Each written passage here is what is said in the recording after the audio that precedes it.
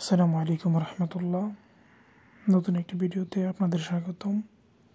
আমি মোহাম্মদ ইসমাইল তালুকদার এবং global engineering institute থেকে ভিডিওতে আপনাদের স্বাগতম।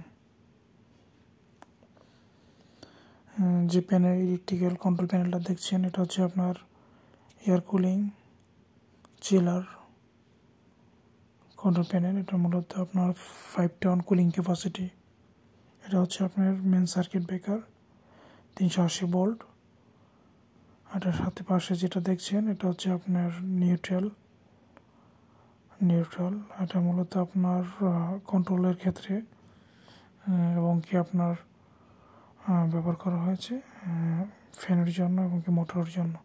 এদিকে যে কন্ট্রাক্টরটা দেখতে পাচ্ছেন এটা হচ্ছে আপনার কম্প্রেসারের জন্য, এটা ফ্যানের জন্য, আর এটা হচ্ছে আপনার মোটরের জন্য, পাম্পের জন্য। আর এটা হচ্ছে আপনার ফেজ সিকোয়েন্স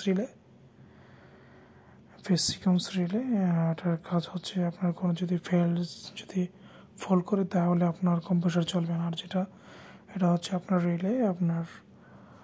রিলে এবং কি কন্ট্রাক্টরগুলো হচ্ছে আপনার 24 ভোল্টের দেখছেন কানেক্টর এবং কি ট্রান্সফরমার। আর এটা হচ্ছে আপনার যে কয়েল ভোল্টেজ হচ্ছে আপনার 24 ভোল্ট এসে।